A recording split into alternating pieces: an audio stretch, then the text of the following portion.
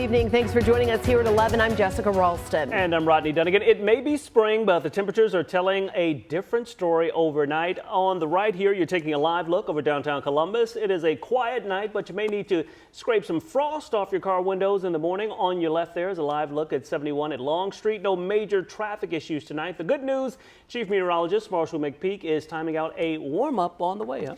So frost tonight, but not so much after that, at least in this extended forecast. So we've been known to have some late. Another big part of that speech was focused on addressing the issue of domestic violence. It's an issue that city leaders are working to tackle in an effort to save lives. Columbus has seen a recent spike in domestic violence related homicides within the past few years. Last year, 23 were investigated by officers. In 2023, there were 25. Compare those numbers to 2022 when 7 domestic violence-related homicides were reported to Columbus police. And city leaders are working to get those numbers down. Tonight, the mayor detailing exactly how they plan to do that. Step one is working with local organizations focused on saving lives. Nick Beeland is speaking with a local advocate, getting her reaction to the mayor's plan. News. All right, thank you, Nick. And tonight we're getting a look at new police body camera video of an officer-involved shooting in Marion. This all went down this past Sunday. The police chief says that officers were called for reports of a shooting at the OK Cafe. That's where they identified 30-year-old Jarrett Sheck of Marion. Police say they went to his home, and that's where officers say he confronted them and fired. A Marion officer and county deputy fired back, hitting him several times. Shots fired! Shots fired!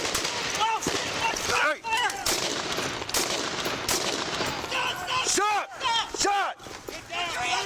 Hands! Hands! Shots fired. Hands! Hands! Hey, watch cross! Don't move! Don't move! Don't move! Over now. Guns under him! Don't! No, stop! He's still got the gun. Yep, don't move! Come this way. Don't move! Just kill me! Now the BCI is leading this investigation. As for Sheck, he was flown to a Columbus hospital and is expected to recover. Tonight, we're learning a lot more about the man accused of doing the shooting, Dwayne Pittman, and his background. A background check indicates he already had a history of issues behind the wheel before this incident. And not only that, it turns out that he was working as a subcontractor for the city of Columbus. Tonight, we're getting insight from at least one customer concerned someone accused of being so dangerous could have been in and out of homes across the city. And that's a case for an Ohio State student. Now he's suing President Trump.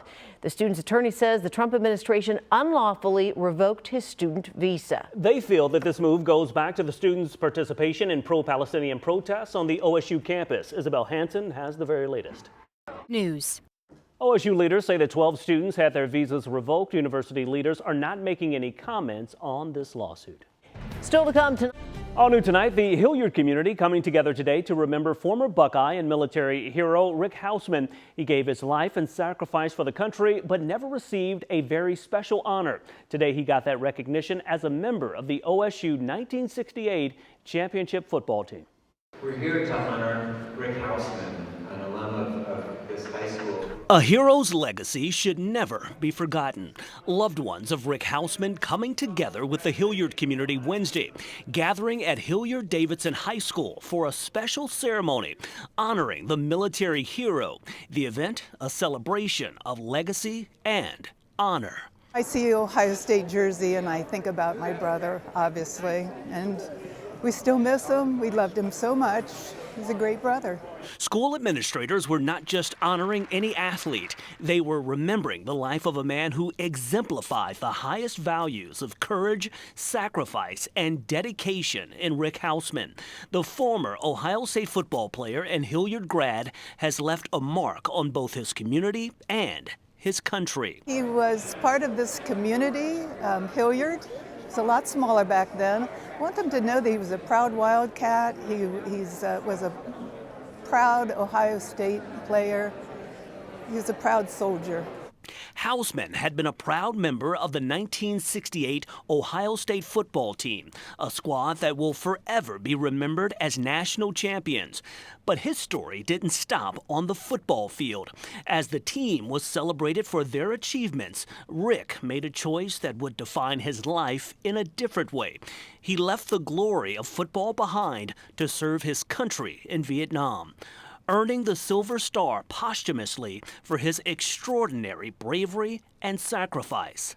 He loved this community. He loved being part of Hilliard, being a Wildcat and being an Ohio State Buckeye. Though Rick Houseman never had the chance to wear the championship ring he earned, his family received it on this day, on his behalf.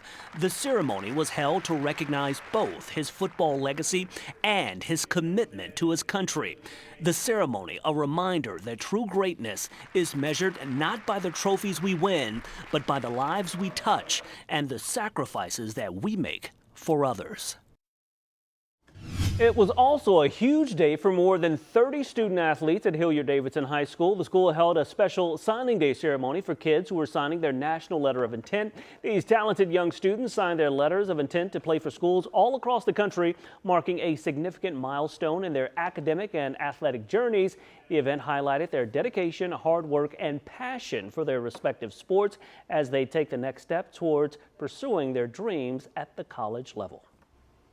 All new tonight, the stock market plummeted today amid new tariff turmoil and warnings from the Federal Reserve. All three major indexes finished lower than expected. And tonight, financial experts fear what could come next. Sherelle Hubbard has the full story. A number of developing stories tonight, including 6 on Your Side getting to work helping a woman who was literally harassed for months. The suspect, a maintenance worker in her own building. She says she reached out to police and prosecutors with no luck. That's when she came to us. The steps we're taking to get her in a safe place tonight. Also tonight, plans are underway for affordable housing units in the heart of downtown Columbus. There's only one issue. It's costing you, the taxpayer, more money. We're on your side working to find out why. Severe thunderstorm watch is in effect for parts of southeastern Ohio, and we're tracking the storms right now. We'll show you where they're headed and what they'll mean for your night coming up. And a once-in-a-lifetime honor for the Buckeyes. OSU celebrating their national championship win on the south lawn of the White House. And we are there for all the fun and excitement. Those stories and breaking news as it happens right now on Good Evening Columbus. Good Evening Columbus on ABC 6 starts now. We are watching things start to calm down just a bit on the first warning radar, but some of you did have a few storms roll through this evening. Thanks for joining us tonight. I'm Rodney Dunigan, Chief Meteorologist. Marshall McPeak, of course, tracking it all out for you tonight. Another night of kind of up and down weather, huh? We're not finished yet. We still have some pretty good storms out there at the moment, but the severe thunderstorm. Shocked, scared. I was terrified, honestly. It was just kind of, I was creeped out mostly. A Columbus woman has been living in fear for months now. She tells us that she was targeted by a man that she hardly knew. The suspect was a maintenance man who worked in her building. She called 6 on Your Side after she felt her pleas for help to police and the court system were being ignored. Tonight, Steve Levine has a look at what's happening right now. A 26-year-old woman asking the court for a permanent protection order. Alexis, who asked we not use her last name, says it's against a man who she hardly knows and who left unwanted messages on her car. There was a note on my car door saying this was love on first sight and speak less and observe more. Alexis able to link a phone number on the note to a maintenance worker at her apartment complex. Days later, she says she caught the same man on her security camera inside her apartment without her permission to be there. Looking around my bedroom, cutting off the power so that the security cameras wouldn't record what he was doing. After Alexis showed the video to management, she says he was fired and then showed up at her door unannounced. I heard my door unlocking while I was there, and I saw him out there through the door. I stopped him from entering. After everything that happened, Alexis decided it was time to find a new apartment and move to another part of town. This time, Alexis found a roommate and found a place about 10 minutes away with on-site security. Now, here's where the story takes a twisted turn. Alexis tells us shortly after she moved in, she learned that same maintenance worker got a job at her new apartment complex. Was leaving for work one day and saw him again at my apartment. What was your reaction when you saw him? Kind of just in shock, complete shock. Alexis tells us she's changed her routine to stay clear of the maintenance worker at her new apartment. Alexis says she's also reached out to police and prosecutors to get help, but was provided few answers on what to do. Very frustrating, honestly. Then last week, she finally was able to get a temporary protection order. Her attorney's advice to someone else struggling to get help. My recommendation for anybody who is the victim of some kind of stalking behavior would be to gather and preserve evidence phones, texts, videos. And she stopped calling employer and, telling. We're not identifying the worker because he has not been charged with any crime. Our cameras were in court Monday when the maintenance worker, although not admitting to the allegations, agreeing to sign a permanent protection order, promising to stay clear of Alexis. It is bringing me some peace of mind to know that 5 years out, I'm protected. Steve Levine, Fox 28 News. Tonight, the Franklin County coroner has identified the victim of a weekend shooting. Officers responded to a crash involving a stolen car Saturday night in South Linden. They discovered that driver, 14-year-old Lorenzo Galloway, had been shot. He died at the hospital. We have video of the scene where police believe all of this happened. They say he was shot at the Rosewine Apartments not far from the scene of that crash. So far, no word on any suspects. And we're also getting new information tonight in connection with the shooting at a Donato's on North High Street in Clintonville. We know the worker called 911 and reported the manager had been shot, but that employee did not get a good look at that suspect. The manager is recovering tonight. At this point, police are still working to track down that shooter. And just hours ago, a former Columbus police officer, Adam Coy, was back in court working to get a new trial. He was convicted last year in connection with the death of Andre Hill back in 2020. Kate Seifert has the very latest.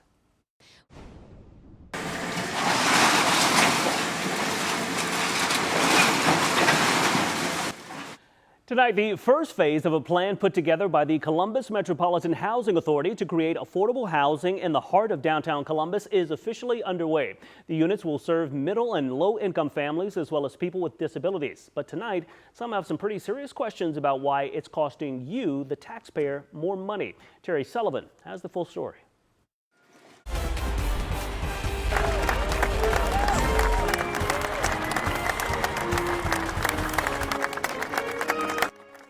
The Ohio State Buckeyes on the lawn of the White House this afternoon. The president and the nation helping to celebrate the team and their national championship victory over Notre Dame. The moment was not just about a celebration of the title for the Buckeyes. It was a symbol of pride and achievement. Please welcome the 2024 College Football National Champions, the Ohio State University Buckeyes. The celebrations continuing for the national title-winning Ohio State Buckeye. Buckeye pride on full display on the south lawn of the White House. OSU honored for its national championship victory over Notre Dame. But today is my great honor to welcome the 2024 College Football National Champions at the Ohio State University. The ceremony, part of a long-standing tradition of celebrating college football's top team at the nation's capital. Size of these guys. I used to think I was quite a big fellow, not so much anymore. Head coach Ryan Day reflected on the moment, detailing what went into making a champion. This team made history by winning the most difficult series of games in the history of college football. Defeating number 7, Tennessee, number 1, Oregon in the Rose Bowl, number 3, Texas in the Cotton Bowl, and number 5, Notre Dame in the national championship. Back to back to back to back. No team's ever done that. The White House visit marking a proud moment for the Buckeyes, honoring not only their championship season, but also the tradition and excellence of one of college football's most iconic programs. So today I'm honored to call the Ohio State University Buckeyes national champions. You're the national champions and you're standing right here at the White House. And it's a proud day for all of us, but it's a proud day for the Scarlet and Gray. Congratulations once again. To cap off the moment, Coach Day and the national championship team captains presented President Trump with a jersey, helmet, and a handshake of thanks. This, a moment this team certainly will never forget. All right, Chief Meteorologist Marshall McPeak tracking the forecast for us. Marshall, it certainly seems like we're getting those spring-like storms today for sure. So, and the flowers are gorgeous right now. They're also... In light of that shooting, Columbus police putting their focus on the what if today, training to respond to an active shooter emergency. Officers say this training is vital. The group gathered at Polaris Mall just hours ago. Tonight, we're on your side with details on their potentially life-saving efforts. This one searching 2 is making entry. Dressed in tactical gear, weapons at the ready, Columbus Police and Columbus Fire on high alert in and around Polaris Mall Thursday. First responders here training for the what if. And we train constantly on how to prepare ourselves for an incident like this. This active shooter training exercise vital in efforts to keep the community safe. Officers working through a simulated scenario. You know, we do a lot of training in the classroom, but to have an actual, you know, the venue that we may respond to and walk through those paces is really important. Where do we need to go? This very mall has been the scene of separate active shooter situations. Back in March of 2021, 2 men fired shots at each other inside the mall following an altercation. Black hoodie is all I know. Then, just weeks later, 2 groups got into an argument at the main entrance of the mall and started firing shots at one another. This group working to understand the threat, develop response strategies, and reduce risk. When minutes matter most, first responders say this training could be a lifesaver. That's one I copied. We had 5 total gunshot wound victims. Officers stress these real-life lessons are key when responding to a life or death emergency. And of course, we are going to continue to follow that developing investigation out of Florida. World News Tonight has team coverage in just under 30 minutes right here on ABC 6. All right, in the Frozen Fever, it's the final game of the season for the Columbus Blue Jackets. And while the Jackets not going to the playoffs, there's still a big, fun buzz around the Arena District tonight. Sports Director Dave Holmes is live down there with more. Dave? All right, go Jackets. We have faith. Yeah. Definitely. Wrap up the season on a high note. We are on your side. We're tracking the latest on the backlog of cases making victims wait for justice. It's an issue that prosecutors admit is taking way too long. It's sheer disappointment in our criminal justice system. Ahead tonight, how Franklin County's new prosecutor is working to fix this issue. Continued once again, tonight a Central Ohio couple is still waiting for justice. Back in the summer of 2022, Jennifer and Larry Waddell were nearly killed by a drunk driver. Today's scheduled sentencing for the driver has been pushed back to May. On your side, investigator Lisa Ronsela following this story tonight. And Lisa, even prosecutors admit this case is taking way too long. That's right, Rodney.